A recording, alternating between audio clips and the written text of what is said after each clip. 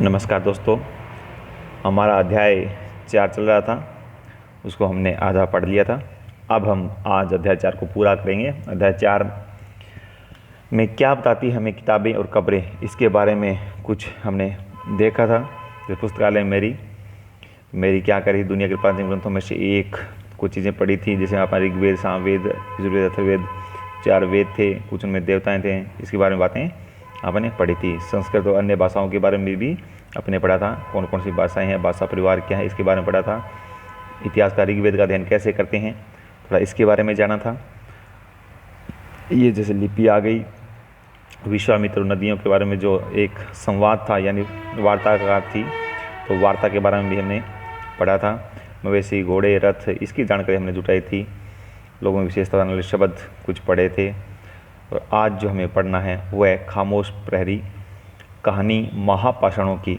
तो महापाषाण यानी पाषाण से मतलब समझिए आप पत्थर, और महापाषाण बड़े पत्थर या बड़ी पत्थरों की बहुत बड़ी कहानियाँ, इसके बारे में वर्णन होगा। देखिए ये शिलाखंड महापाषाण, महा यानी बड़ा, पाषाण यानी पत्थर नाम से जाने जाते हैं, यानी बड़े बड़े शिलाखंड हैं, उनको महापाषाण कहा गया। वैसे हम पाषाण काल पढ़ रहे हैं। ये पत्थर दफन करने की जगह लोगों द्वारा बड़े करीने से लगाए गए थे। बड़े करीने से मतलब करीने से तरीके से, मतलब सजा के वैसे। महापाषाण कब्रें बनाने की प्रथा लगभग 3000 साल पहले शुरू हुई। तो ये आपको याद रखना है। प्रश्न आ गया कि महापाषाण कब्रें, क्यों हम कब्रें पढ़ रहे हैं, तो महापाषाण कब्रें यानी बड़े पत्थर कब्रें बनाने शुरुआत है। इस प्रथा की शुरुआत कब हुई? 3000 साल पहले हुई। तो ये याद रखेंगे आप। यह प्रथा दक्षिण भारत, उत्तर पूर्वी भारत और कश्मीर। देखो दक्कन और दक्षिण भारत दोनों अलग अलग चीज़ हैं। दक्कन यानी जो बीच का जो ये जैसे भारत को हम नीचे से देखेंगे और बीच का ये जो पार्ट रहता है ये दक्कन, और नीचे आए वो दक्षिण भारत, यानी इसको दक्कन और दक्षिण एक नहीं है, अलग अलग है। तो प्रथा दक्कन, दक्षिण भारत, उत्तरी पूर्वी भारत और कश्मीर में प्रचलित थी। यानी लगभग पूरा एक पश्चिमी भारत को छोड़ें, यहाँ वाला इलाका छोड़ें तो है, और सब हर जगह आ गई। अगर ये पूरी लाइन उठी जाती है तो कई बार आईएएस में ऐसे प्रश्न पूछे जाते हैं। आजकल रीट में भी ऐसे प्रश्न पूछे जा सकते हैं जो टफ लेवल आता है, जिसमें कि किस दिशा में नहीं थी। तो आपको ये भी याद रखना है यहाँ कि पश्चिमी भारत है। ये काफ़ी टफ प्रश्न होता है, क्योंकि जब रीट वाले बच्चे पढ़ रहे होते हैं तो वो इतना नहीं पढ़ते हैं उसमें। तो याद रखना है महापाषाण कब्रें बनाने की प्रथा कब शुरुआत हुई? 3000 साल पहले। और यह प्रथा कहाँ कहाँ किस दिशा में प्रचलित थी? तो दक्कन, दक्षिण भारत, उत्तरी पूर्वी और कश्मीर में प्रचलित थी। अब ये कुछ महत्वपूर्ण पुरास्थल जो मानचित्र 2 में दिखाए गए हैं, और कुछ महापाषाण जमीन के ऊपर दिख जाते हैं, कुछ महापाषाण जमीन के भीतर भी होते हैं। आपने देखा है कि पत्थर कई बार गड़े होते हैं, किसी ऊपर रखे होते हैं, इस तरह के अलग अलग प्रकार से होते हैं। देखो दिखा रखा है आपको चित्र, बहुत ही सुंदर चित्र दिखाया है यहाँ पर। ये देखो अलग अलग प्रकार से बड़े पत्थर, छोटे पत्थर, ये बाहर की साइड बड़े बड़े पत्थर हैं, ये शिलाएं अंदर की तरफ हैं। ये देखो ये भी लगा के ऐसी कब्रें बनाई जाती थी, खड़े पत्थर करके, फिर बाहर ये छोटे छोटे पत्थर लगाए गए हैं। तो ये उस टाइम क्या है कि कब्रें बनाई गई थी महापाषाण पत्थरों के द्वारा। चलिए अब देखते हैं आगे। इधर कई बार पुरातत्वविदों को गोल सजाए हुए पत्थर मिलते हैं, कई बार अकेला खड़ा हुआ पत्थर मिलता है। ये ही एकमात्र प्रमाण है जो जमीन के नीचे कब्रों को दर्शाते हैं। महापाषाणों के निर्माण के लिए लोगों को कई तरह के काम करने पड़ते थे। हमने जो कार्यों की सूची बनाई है उन्हें क्रमबद्ध करें। जो कार्य बनाने से गड्ढे खोदना, शिलाखंडों को ढोकर लाना, बड़े पत्थरों को तराशना और मरे हुए को दफनाना, ये काम आप बखूबी कर सकते हैं। मतलब किस प्रकार से उस काम को अंजाम दिया गया। साइड में क्या कह रहा है ये देखो। ऊपर इस तरह के महापाषाण को ताबूत स्वाधान शिष्ट कहा जाता था। ताबूत यानी आप देखते हैं ना आजकल लकड़ी बॉक्स में लेके आते हैं कई बार ऐसे, तो वो ताबूत बोला जाता है। तो महापाषाण को ताबूत स्वाधान कहा जाता था, क्योंकि ये ताबूत की तरह दिखाई देता है इसलिए। तो यहाँ दिखाए गए शिष्ट में एक पोल होल, बड़ा सुराख है, जो शायद पत्थरों से बने हुए कमरे में जाने का रास्ता होगा।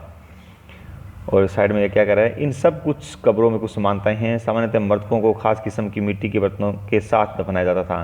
तो ये भी है, मिट्टी के बर्तनों के साथ। अगर ये बात आ जाए महापाषाण काल में, महापाषाण से बनने वाली कब्रों में, किन बर्तनों के साथ, तो मिट्टी के बर्तनों के साथ, ये भी क्वेश्चन यहाँ आ जाता है, जिन्हें काले लाल मिट्टी के बर्तनों ब्लैक एंड रेडवेयर के नाम से जाना जाता है। इनके साथ ही मिले हैं लोहे के औजार और हथियार, घोड़ों के कंकाल और सामान, पत्थर और सोने के गहने, ये भी चीज़ें वहाँ मिली है। बर्तन है वो मिट्टी के थे, लेकिन लोहे के औजार, हथियार, घोड़े के कंकाल, सामान, पत्थर और सोने के गहने भी यहाँ प्राप्त हैं। क्या हड़प्पा के शहरों में लोहे का प्रयोग होता था? लोहे का प्रयोग कब होने लगा? तो लोहे के प्रयोग ने क्या एक क्रांति ला दी थी। देखते हैं आगे, देखते जाइए। महापाषाण कब्रों से मिले लोहे के सामान, बाईं ओर देखो, घोड़े के लिए सामान नीचे, बाईं ओर कुल्हाड़ियाँ, नीचे कटार। अब देखो, ये देखो, ये देखो, तो मतलब ऐसे औजार थे जो नुकीले थे। ये घोड़े की नाल जैसे हो रहे हैं, ये आपको तलवार या बड़ा चाकू की तरह दिखाई दे रहा है। ये आपको फिर एक काटने वाले औजार से, जैसे ये सारे औजार उस टाइम लोहे के मिले, क्योंकि लोहे के औजार से काटना, चीरना, फाड़ना ये कार्य होता था। अब ये है कि सामाजिक व्यवस्था के बारे में आया है कि लोगों की सामाजिक असमानताओं के बारे में पता करना। देखो, एक समानता पढ़नी होती है, एक असमानता, यही क्वेश्चन आ जाता है और हम यही खो जाते हैं कि पूछ क्या रहा है। ये असमानताओं के बारे में पुरातत्वविद यह मानते हैं कि कंकाल के साथ पाई गई चीज़ें मरे हुए व्यक्ति की ही होंगी। कभी कभी कब्र की तुलना में दूसरी कब्र में ज़्यादा चीज़ें मिलती हैं। मानचित्र 2 पर पृष्ठ संख्या 13, ब्रह्मगिरी को खोजो। यहाँ एक व्यक्ति की कब्र में 33 सोने के मनके और शंख पाए गए हैं। दूसरे कंकालों में के पास सिर्फ कुछ मिट्टी के बर्तन पाए गए हैं। यह दफनाए गए लोगों की सामाजिक स्थिति में भिन्नता दर्शाता है। हो सकता है भी एक व्यक्ति ऐसा है जिस 33 सोने के मनके, तो आप ये अंदाज़ा लगा सकते हो इसका सोने के मनके, उसके वो अमीर होगा, उसका सोना बहुत ज़्यादा है। और दूसरा कंकाल में सिर्फ मिट्टी के बर्तन है, तो आपको पता है गरीब लोगों के पास बेचारे बस मिट्टी के बर्तन ही होंगे, और तो होगा क्या। तो ये उनकी सामाजिक असमानताएं थी, जो आज भी है हमारे पूरे विश्व में। 1% लोगों के पास दुनिया का 90% धन उनके पास पड़ा है, बाकी 99% लोगों के पास क्या है, 10% है। तो ये चीज़ क्या है, ये उस टाइम भी थी और आज भी है। कुछ लोग अमीर थे तो कुछ लोग गरीब, कुछ लोग सरदार थे, कुछ अनुयायी। ये चीज़ें उस टाइम में पता लगाई गई कि सामाजिक असमानताएं उस टाइम भी थी। अब क्या कह रहे हैं, क्या कुछ कब्रगाहें खास परिवारों के लिए थी? तो कभी कभी महापाषाणों में एक से अधिक कंकाल मिले हैं। वे यह दर्शाते हैं कि शायद एक ही परिवार के लोगों को एक ही स्थान पर अलग अलग समय पर दफनाया गया था। बाद में मरने वालों को पोर्टोल के रास्ते कब्रों में लाकर दफनाया जाता था। ऐसे स्थान पर गोलाकार लगाए गए पत्थर या चट्टान चिन्हों का काम करते थे, या लोग आवश्यक समयों को दफनाने दोबारा आ सकते थे। अब ये इनाम गांव के एक विशिष्ट व्यक्ति की खबर है। ये इनाम गांव शब्द इंपॉर्टेंट है, ये गांव का नाम है, ये याद रखना आपको। पृष्ठ 2 में प्रसंग 13 पर आप इनाम गांव हो जो वहाँ पर देख लेंगे। यह भीमा की सहायक नदी घोड़ के किनारे एक जगह है। क्या है, भीमा की सहायक नदी है, कोई घोड़ है, किनारे जगह है। इस जगह पर 3600 से 2700 साल पहले लोग यहाँ रहते होंगे। आप देखो नाम आ गया, भीमा नदी नाम, घोड़ नदी का नाम, तो इंपॉर्टेंट हो गई अपनी नदियाँ। भीमा नदी कहाँ निकलती है, आज है उसकी जो दूसरी नदी है या वही है। जैसे अपनी 10 नदी है, आज नहीं है सरस्वती नदी जिसको बोलते थे। राजस्थान में जो आज घग्गर बहती है वहाँ पर ये नदी बताई जाती है, लेकिन आज जो इंदिरा गांधी नहर है उसकी जगह, लेकिन उस टाइम थी, आज नहीं है। इसी तरह से ये नाम गांव में विशेष प्रकार मिले हैं। 3600 से 2700 साल पहले की बात बता रहे हैं। यहाँ वयस्क लोगों को प्राय गड्ढे में सीधा लिटाकर दफनाया जाता था। सिर उत्तर की ओर होता था। ये चीज़ हमेशा ध्यान रखें, लाइन सिर किस ओर होता था, उत्तर की ओर। ये प्रश्न भी पूछ जाते हैं कि दफनाए जाने वालों का सिर किस दिशा में होता था, तो उत्तर की ओर। तो जो क्वेश्चन आता है उसको ध्यान पढ़ें आप। कई बार उन्हें घर के अंदर ही दफनाया जाता था। ऐसे बर्तन जिनमें शायद खाना पानी दफनाए गए शव के साथ रख दिए जाते थे। एक आदमी को 5 कमरों वाले मकान के आंगन में 4 पैरों वाले मिट्टी के बड़े संदूक में दफनाया और बस्ती के बीच में बसा। यह गांव के सबसे बड़े घरों में से एक था। इस घर में एक अनाज का गोदाम भी था और शव के पैर मुड़े हुए थे। तो क्या तुम्हें लगता है कि सरदार का शव था? या अपने जवाब का कारण बताओ। भी ऐसा हो सकता है, भी हो सकता है कि वो कोई सरदार का हो। अब क्या बताते हैं हमें कंकालों के अध्ययन, यानी कंकाल अध्ययन के क्या बताते हैं हमें, क्या जानकारी देते हैं उस सभ्यता के बारे में, उस समय के बारे में, उस युग के बारे में हमें कौन सी जानकारी मिलती है। ये भी क्वेश्चन आते हैं। किस प्रकार से हम पता लगाते हैं ये कितनी पुरानी सभ्यता रही होगी। तो देखिए छोटे आकार के आधार पर एक बच्चे के कंकाल को आसानी से पहचाना जा सकता है, लेकिन एक बच्चे और बच्ची के कंकाल के बीच कोई बड़ा फर्क नहीं होता, यानी लिंग का वहाँ भेद नहीं किया जा सकता। क्या हम ये पता लगा सकते हैं कि कंकाल किसी पुरुष तथा स्त्री का? कभी कभी लोग कंकाल के साथ मिले सामानों के आधार पर इसका अंदाज़ा लगाते हैं, यानी सामान जैसे स्त्री का सामान हो तो स्त्री कंकाल है और पुरुष का होगा तो पुरुष का कंकाल है। उदाहरण के लिए यदि कंकाल के साथ गहने मिलते हैं तो कई बार उसे महिला का कंकाल मान लिया जाता है, लेकिन ऐसी समझ के साथ संशय हैं। अक्सर पुरुष भी आभूषण पहनते थे, उस टाइम पुरुष भी आभूषण पहनते थे। आज भी देखते हैं कि गले में चेन वगैरह, कड़ा वगैरह, कुछ मुर्कियाँ भी पहनते हैं, तो कुछ जगह हैं ऐसी। तो ये समस्या आती है कि पहचान उनकी कैसे करें। कंकाल का लिंग पहचानने का बेहतर तरीका उसकी हाथ स्त्रियों की जांच है। चूँकि महिलाएं बच्चों को जन्म देती हैं, इसलिए उनका कटी प्रदेश कुल्हा पुरुषों से ज़्यादा बड़ा होता है, ये भी उनकी पहचान है। ये समझ कंकालों के आधुनिक अध्ययन पर आधारित है, मतलब आधुनिक अध्ययन किया उन्होंने, उस पर आधारित बताई है। आज से लगभग 2000 साल पहले चरक नाम के प्रसिद्ध वेद हुए। चरक नाम काफ़ी फेमस, आपने सुना भी होगा। इन्होंने चिकित्सा शास्त्र पर चरक संहिता नाम किताब लिखी। क्वेश्चन आ गया, चिकित्सा शास्त्र कौन सी किताब? चरक संहिता। तो आपको चरक संहिता है वो याद रखनी है कि चरक संहिता किसकी लिखी है, नाम से ही याद हो जाएगा, ज़्यादा कुछ याद करने की जरूरत नहीं इस किताब को। तो चरक संहिता चरक द्वारा लिखी गई। कब लिखी गई? 2000 साल पहले। तो ये चीज़ आपको याद रखनी है कि 2000 साल पहले चरक वैद्य हुए थे। चरक कौन है? वैद्य, उनके नाम से ये किताब लिखी गई थी। वे कहते हैं कि मनुष्य के शरीर में 360 हड्डियाँ होती हैं। ये शायद प्रिंट मिस्टेक है, यह हड्डियाँ ही होगी, हड्डी स्त्रियाँ हैं ऐसे। ये आधुनिक शरीर की रचना विज्ञान की 206 हड्डियों से काफ़ी ज़्यादा है। संभवतः चरक ने अपनी गिनती में दांत, हड्डियों के जोड़ और कार्टिलेज को जोड़ कर संख्या बताई थी। तुम्हारे अनुसार शरीर के बारे में इतनी विशेष जानकारी कैसे इकट्ठा की होगी? मतलब उस समय कैसे इकट्ठी याद होगी, लेकिन अपने को पता है कि जब ये वैद्य थे तो वैद्य उस टाइम भी अपने ऋग्वेद के वैद्य जो आप पढ़ते हैं वो बहुत एडवांस थे। भारत इस क्षेत्र में पहले ही बहुत आगे था, तो उन्होंने पता लगा लिया होगा। इनाम के लोगों के काम धंधे क्या थे? अब अपन इनाम गाँव में पढ़ा था, ये क्या करते थे, कैसा काम करते थे? तो इनाम गाँव के पुरातत्वविदों को गेहूँ, जौ, चावल, दाल, बाजरा, मटर, तिल के बीज मिले हैं। देखो गेहूँ और जौ और चावल तीन तो फेमस हो गया, आपको याद रखना, आप खाते हैं।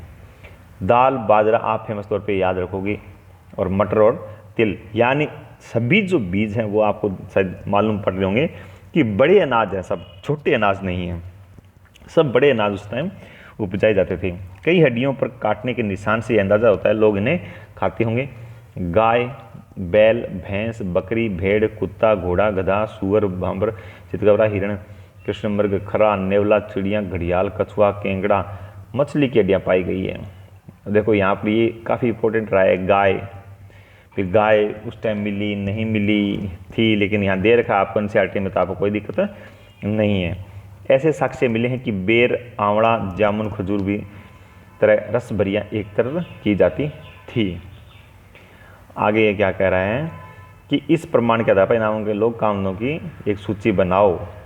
सूची बनानी इस तरह से। अब कोई अन्यथा दिखाया है कुछ और, देख रहे हैं एटलस में चीन को देखो, बिहार से एटलस और चीन को देख लो, चीन कहाँ है? तो अपने को पता है जो अपना भारत मैप है उसके ऊपर यहाँ नेपाल पड़ता है, उसके ऊपर पूरा वो चीन है, ऐसे ही पता। तो 35 साल पहले हम यहाँ की लेखन कला के पुराने उदाहरण देख रहे हैं, ये लिखे हुए हैं। जानवरों की हड्डियों पर लिखा गया था, इन्हें भविष्यवाणी करने वाली हड्डियाँ कहा जाता था।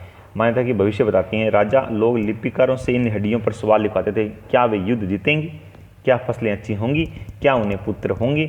फिर इन हड्डियों को काम में डाल दिया, आग में डाल दिया जाता था, जहाँ इनमें गर्मी से चटक कर दरारें पड़ जाती थीं, और भविष्यता इन दरारों को बड़े ध्यान से देखकर भविष्यवाणी करने की कोशिश करते थे। जैसे शायद तुम भी सोच रही होंगी, ये भविष्यवक्ता कभी कभी गलती भी करते थे। ये राजा शहरों में महल बनाकर रखते थे। इन्होंने बेशुमार दौलत एकत्रित कर ली थी, जैसे बड़े बड़े नक्काशी किए हुए कांसे के बर्तन शामिल थे, लेकिन वे लोहे का इस्तेमाल करना नहीं जानते थे। देखो आप हिस्ट्री पढ़े, इसमें लास्ट में एक पेज आता है जो ये आपने अभी पढ़ा है, अन्यतर। अन्यतर का मतलब ये होता है कि सिर्फ हिस्ट्री को ये नहीं है जो हम इतिहास पढ़ रहे हैं, इसमें राजस्थान का इतिहास भी है, भारत का इतिहास भी है, वर्ल्ड का इतिहास भी। इसलिए चीन है कि बर्मा है, म्यांमार, इसके बारे में जानकारी, जैसे ईरान भी पीछे आया था, तो ये जानकारी हमें भी जरूरी है। कल्पना करो, ये बहुत इंपॉर्टेंट रहती है कि 3000 वर्ष पहले इनाम गाँव में रहती हो, पिछली रात सरदार की मृत्यु हो गई, आज तुम्हारे माता पिता दफन की तैयारी करें, बताते हुए सारे दृश्य का वर्णन करो कि अंतिम संस्कार के लिए कैसे भोजन तैयार किया जा रहा है, तुम्हें क्या लगता है और खाने में क्या दिया जाएगा। उपयोगी शब्द ये अपने देखो पढ़ लेते हैं, इतने जानते हैं। छठी क्लास के बच्चों के लिए ज़्यादा इंपॉर्टेंट होते हैं कि वो समझते नहीं है वेद क्या है, प्रार्थना क्या थी, भाषा, रथ, यज्ञ, राजा, दास। अब दास पता नहीं होता था किसी को, जैसे छठी क्लास के बच्चे को, उनके लिए दास, फिर महापाषाण, कबर, कंकाल, लोहा आदि, ये सारी चीज़ें इसके अंदर आती हैं। क्वेश्चन आगे, ये कुछ तिथियाँ फिर आई। वेदों की रचना का प्रारंभ कितने साल, 35 साल पहले हुए। महापाषाणों के निर्माण की शुरुआत 3000 साल पहले। इनाम गाँव कृषकों का और चरक 2000 साल पहले। तो ये चारों प्रश्न आपको याद करने हैं, यहाँ पर ध्यान रखना है कि कौन कौन सा प्रश्न कैसे आया होगा। अब इसके बाद में ये देखो सूक्त क्या थे, आप आना पड़ा। सूक्त क्या हैं, सजाए गए पत्थर थे, नहीं थे। अनुष्ठान अच्छे से बोला गया, युद्ध में प्रयोग किया गया, या गुलाम। क्या सूक्त इनमें थी, क्या उस टाइम कोई प्रार्थना थी, तो सूक्त क्या थे, अच्छी तरह से बोले गए वो चीज़ें थी। रथ युद्ध में प्रयोग किया जाता था। यज्ञ अनुष्ठान हो गया यज्ञ। दास गुलाम हो गया। महापाषाण ने पढ़ा, सजाए गए पत्थर महापाषाण हो गए। तो ये सारी चीज़ें मिलान करनी है, देखनी है किस तरह से प्रश्न आता है तो कर लेंगे हम।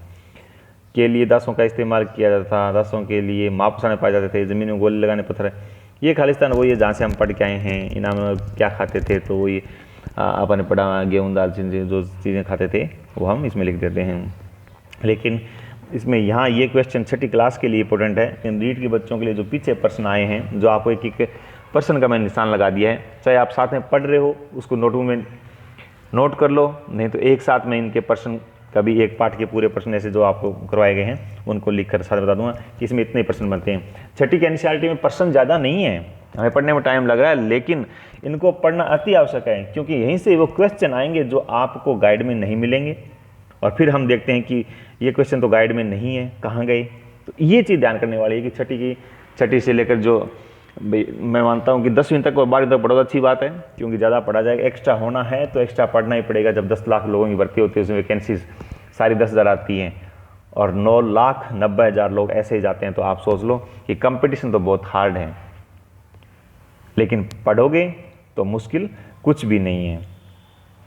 तो ये क्वेश्चन भी ऐसा ही है। देखो आज हम जो किताबें पढ़ते हैं वे ऋग्वेद से कैसे भिन्न है। उस टाइम पांडुलिपियाँ लिखी गई थी, अभिलेखों पर, शिलालेखों पर, और आज अपनी किताबों पर हैं। तो आज कंप्यूटर से पढ़ रहे हो आप ऑनलाइन स्टडी कर रहे हो। तो ये जो चीज़ें हैं आज ये हमें पढ़नी पड़ेंगी। तो आज का पाठ ये पूर्ण हो गया। आओ करके देखें, इसमें कुछ खास यहाँ प्रश्न नहीं बनते हैं, लेकिन फिर भी आप घर पे काम करें तो जो आपको क्वेश्चन बताया गया है वो काम अवश्य करें। बाकी और कल देखेंगे। आज से मैं आपकी क्लास में भी कंटिन्यू रखना चाहूँगा। कई बार कार्य की वजह से, अधिकता की वजह से मैं नहीं पढ़ा पाता हूँ, इसलिए क्षमा प्रार्थी हूँ कि जो मेरा वीडियो देखते हैं। तो आज के लिए इतना ही। धन्यवाद। जय हिंद, जय भारत।